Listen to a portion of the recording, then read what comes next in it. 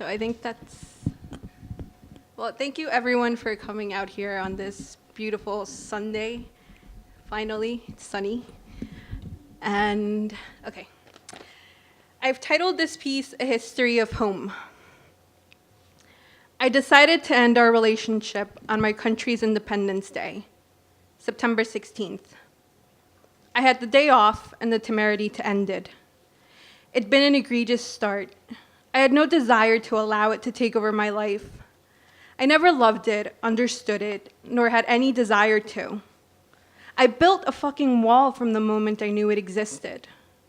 Despite the miraculous attributions it historically bestowed, I feel no shame nor guilt as to how I ended our relationship. Sometimes, I am sorry I never gave it a chance. Its death, though, would be a watershed moment because it marked my birth. We parted the same way it came, with my legs up, but this time on stirrups and with a crowd. There were 3 of us in the operating room, 4 if you're pro-life and decide to count the 10-week-old increasingly invading cells taking over my body. Like every significant event in my life, I remember when it came into existence.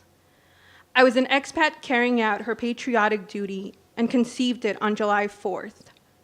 Since moving back from New York City, every gringo holiday was important and worth celebrating.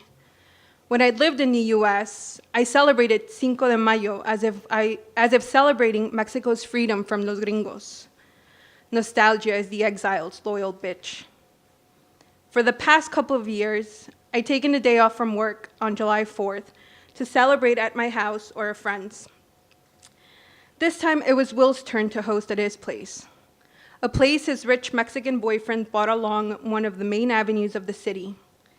It was a duplex with a large yard filled with posh furniture and reeking of old, questionably obtained money. Will was a gringo who came to Mexico City for love. His was a story of Cinderella meeting Prince Charming and living out his happily ever after in a third world country. I was a pocha who came to Mexico City because it was the closest that Mexico had to New York City. I'd been trying to escape love, family, and constantly feeling persecuted. For me, the American dream had come crumbling down just like the Twin Towers on September 11th. I'd left home back in 2006. Once I had finished school, fallen in and out of love, and broken by the 14-year abusive relationship with DHS, infamously known as ICE. I abandoned home and did not want to look back. Not like I could anyway.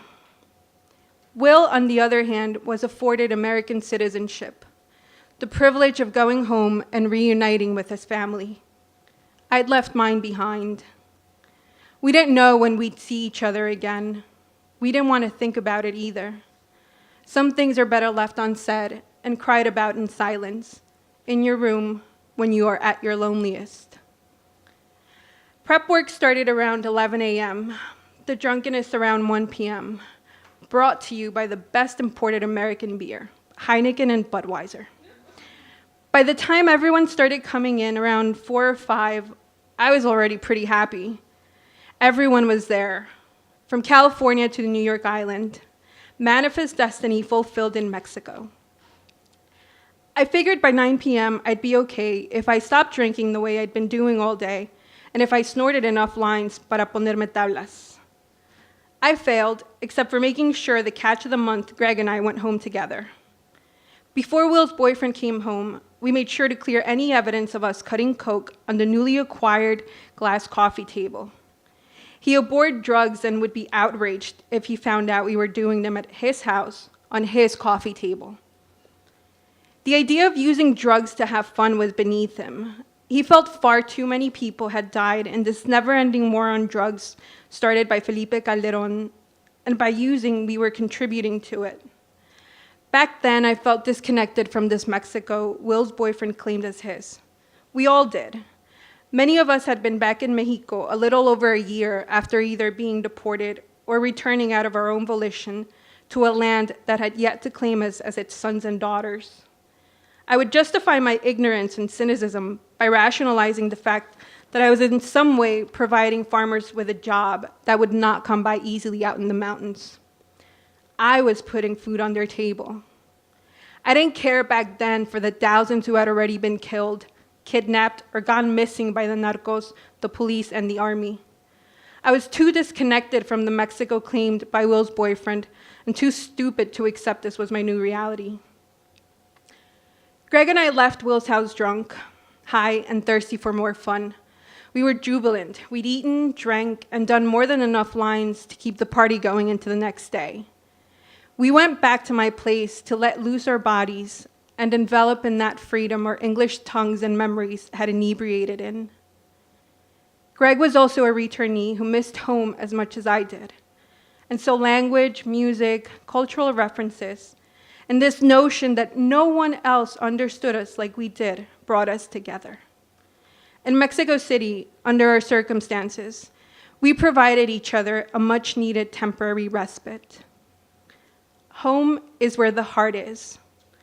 My heart was 2,088 miles away, just like my mom, Dad, and much of what and whom I loved, and everything I had been until then.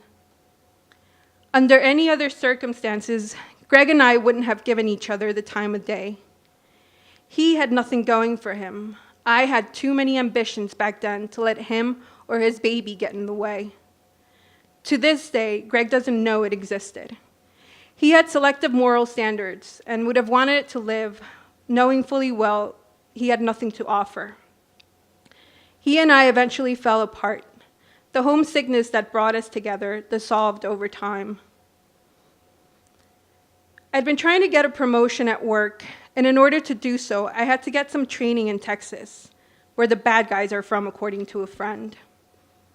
I had to apply for a U.S. tourist business visa in order to get the necessary training at headquarters. For the past year and a half, my manager had been pushing for me to go to Texas. She liked me, but more importantly, she wanted to promote me.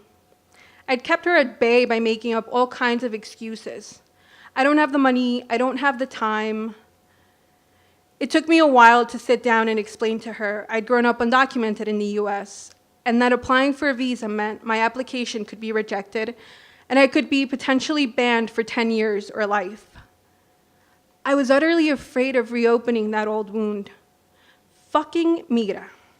I'd left the US in order to get away from it, and here it was showing its gnarly teeth all over again, trying to fuck over my future, just like it had once done my past. 6 years and 2 days after I'd left New York City, on December 5th, 2012, after I paid $140, showed up for 2 mandatory appointments, and disclosed my financial and personal life to the US consulate, I was granted a B1, B2 visa. I was finally going home, a place that had been made for you and me, but only if I traveled with a visa. Thank you.